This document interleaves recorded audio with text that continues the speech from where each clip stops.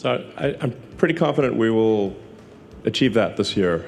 Like I said, probably 80–90% this year. And then there's recovering and reusing the ship.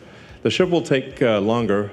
So the ship, I think we will want to have at least 2 consecutive successes of a given design that land at a specific point in the ocean or smash into a specific point in the ocean before we try to bring it back to the launch site. Because we do not want to rain debris over Mexico or the US. So my guess is probably next year is when we will be able to reuse Starship. But I think it's highly likely that this year we will bring Starship to, or the ship side of it, to a controlled point in the ocean, and have it basically land on a virtual tower somewhere in the Pacific or the Indian Ocean. And we've already proven that we can do the final phase of landing, so coming from sort of a belly-first position to rotating the ship and landing vertically. We proved that right here.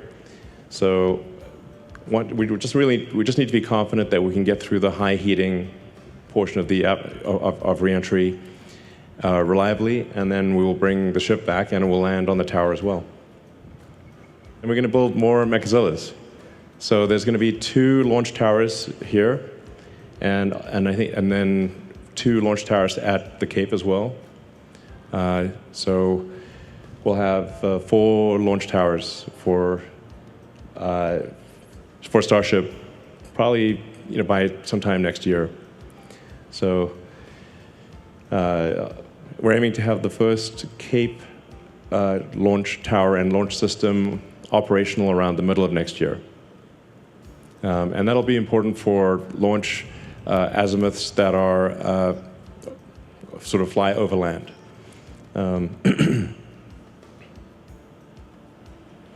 So I think what we should probably expect is that we do the development launches here, test anything new here, build the rockets, and then probably most of the operational launches would be from the Cape.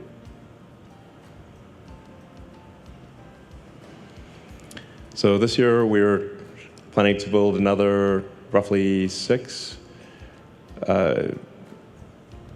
boosters and ships, and that production rate will increase a lot next year.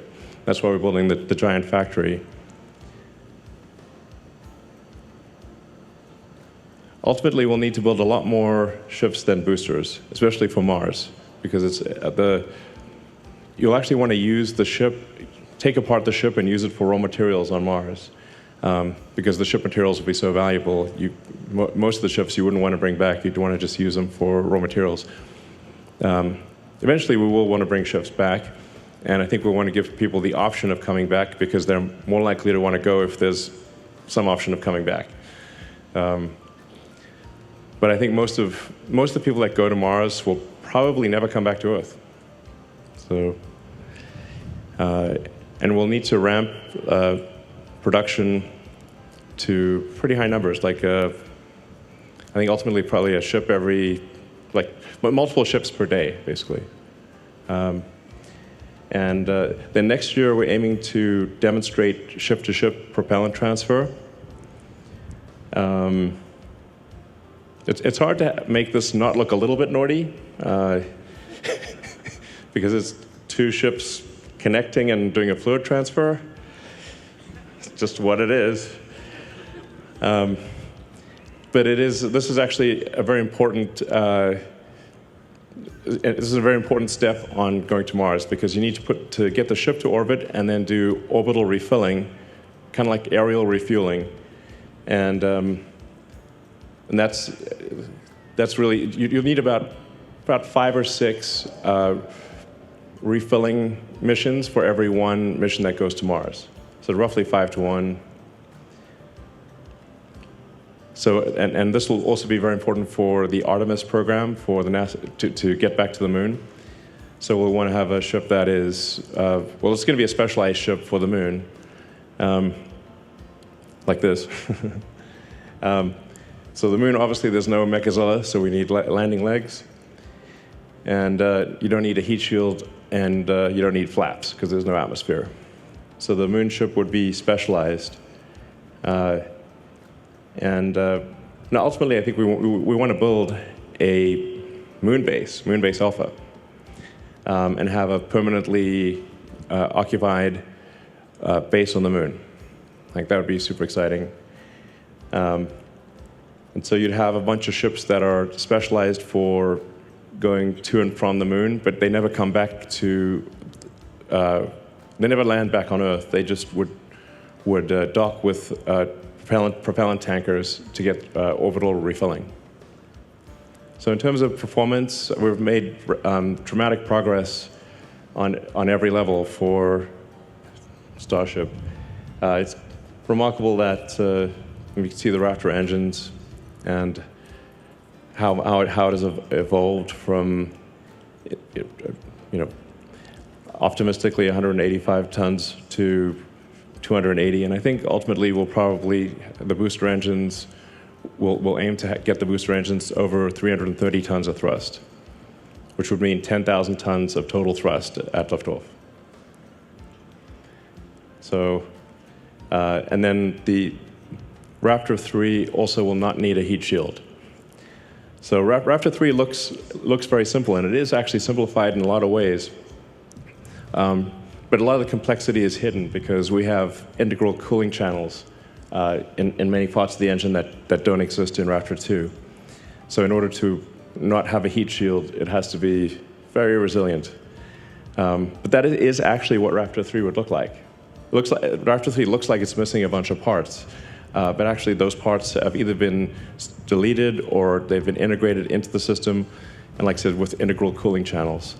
And where you need secondary plumbing, the secondary plumbing has also been integrated into the pump and into the chamber jacket, and so it's much simpler. Well, it's actually extremely difficult to build Raptor 3, but it will be easy to integrate and will have higher performance and lower total mass, and be more reliable. So.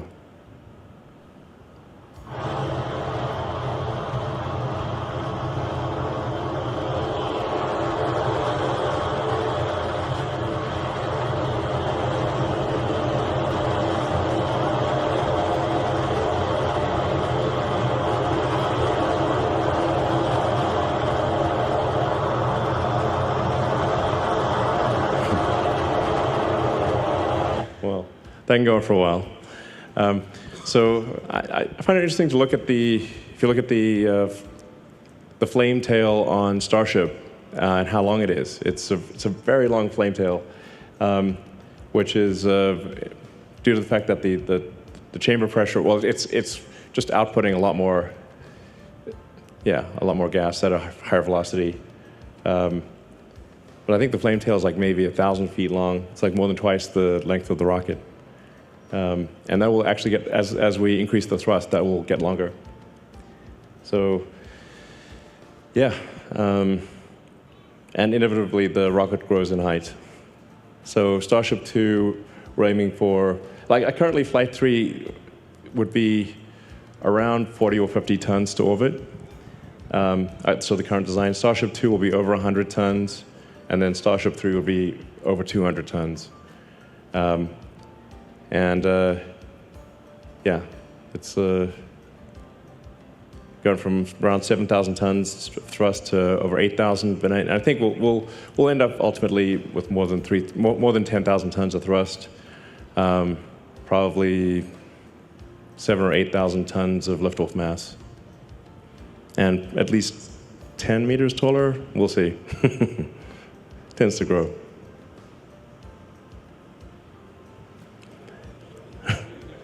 Yeah, exactly. So it probably grows a bit more than that, even, really.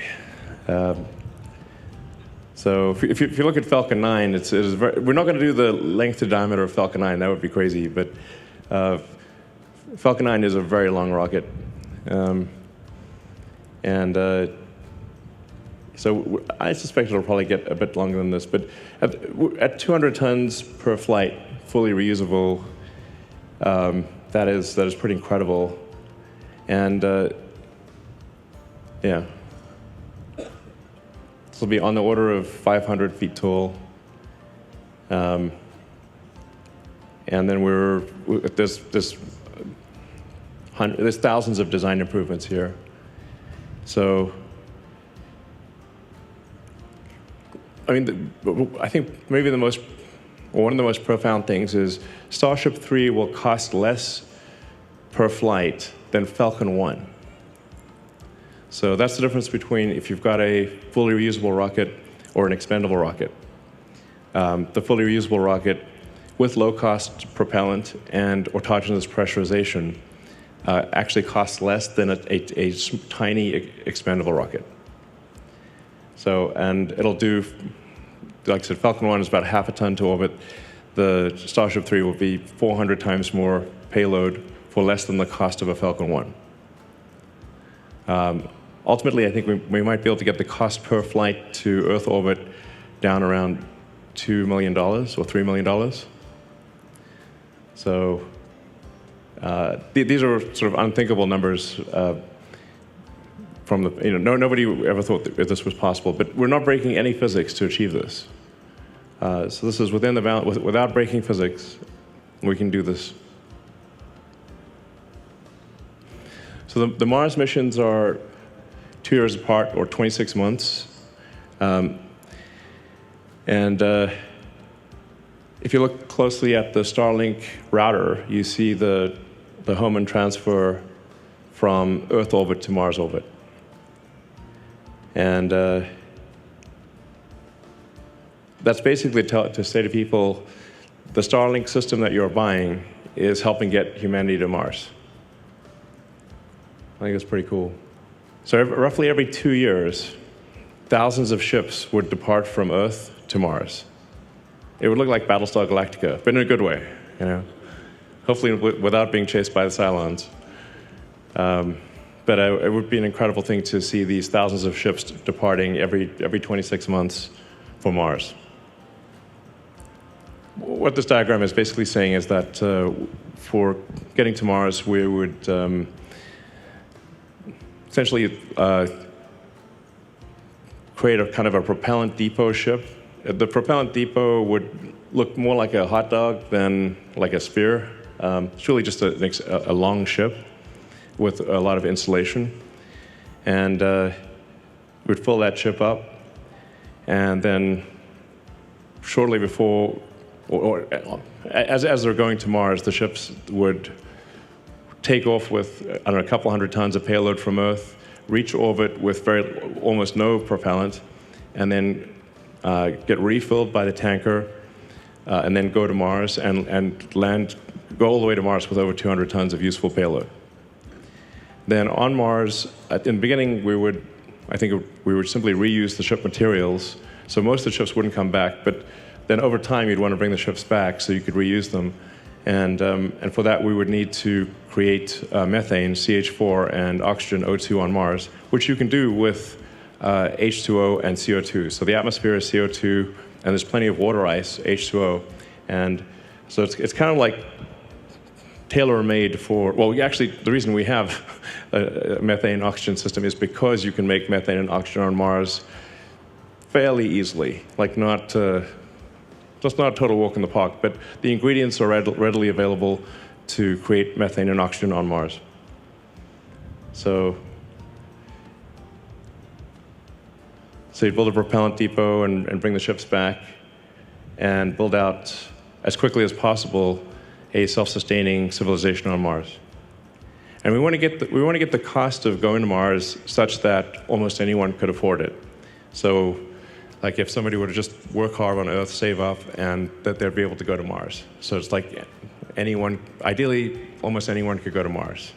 And I think you'll see a lot of governments also sponsor people, and ultimately we'll want to get. So there's kind of an optimal landing zone on Mars where you have resources. So you've got access to water or frozen water. that you're not too close to the poles, so you can use solar power. It would be nice to use nuclear. I don't know if we'll get the approval, but nuclear would be very handy on Mars because you can use the heat and you can generate electricity. So, and then you kind of want to be about 2 kilometers below sea level. So if Mars did have an ocean, you'd actually be quite deep in the ocean, at least at first. Yeah, so let's see. That's Mars. Kind of want to land about halfway between the pole and the equator, in a kind of a deep area of Mars. The deeper it is, the more you can use the atmosphere to brake, and the atmospheric density is higher. So these are all the things that would have to be developed. Sometimes people ask me, are we developing these things? I'm like, not yet, because this is the cart, and we need the horse first. So the rocket is the horse, and then this is the cart. But ultimately, we'll need all these things, lots of power generation, mining in general, ice mining, propellant production, long-duration life support, a lot of construction, and then global communication. So I think this would open up a lot of opportunities for entrepreneurs that want to create things on Mars, whether that is a propellant. Well, I think we'll have to do the propellant depot, but whether it's like iron ore refining or a pizza joint or a bar, there'll be an opportunity to do all the things that we like on Earth on Mars. Like a Mars bar would be, yeah. Great. So I think probably a rough order of magnitude guess for what you need, how many people do you need for a self-sustaining city is about 1 million, and several million tons of cargo. So, yeah, which we can do, and we can do this in 20 years. But like I said, in order for it to be self-sustaining, you actually need the entire base of industry. You can't be missing any element. So that's really what's going to take a while is, do you have everything you need to survive on Mars? At that point, the future of consciousness is assured. So if you do 10 launches a day at 200 tons per launch, 1.5 million tons to LEO per opportunity, you net that out to 250,000 tons to Mars per opportunity. So that means you can get to 1 million tons in about 8 years, since the opportunities are 2 years apart. So I think this is pretty doable. And I'm like, we're actually going to do this. We are actually going to do it, which is insane to think. So millions of tons to Mars. Yeah. Wild. And we're going to build a lot of vehicles. So, yeah, several thousand vehicles per year is what we'll need. Which really quite doable, actually. It sounds like a lot, but it's very doable. Yeah, if you compare it to sort of car production, it's a small number. Of course, this is much bigger than a car, but even if you look at the total tonnage, it's still very doable to build several thousand vehicles a year. So that's what we need to do, and we're going to do it. And then long term, we'll probably have some offshore launch sites.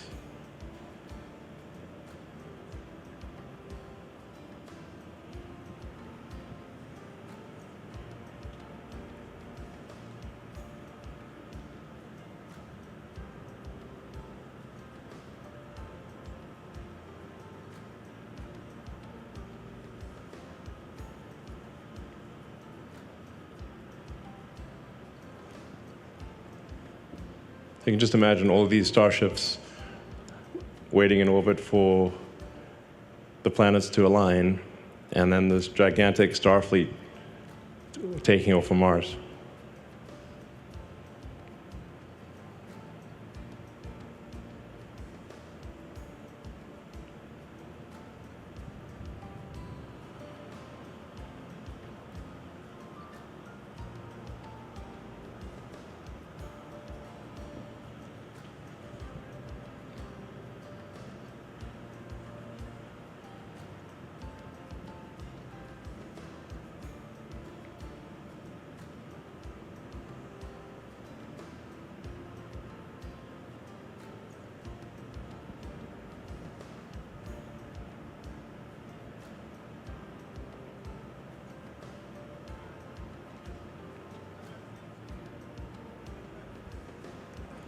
All right, so we're actually going to do this.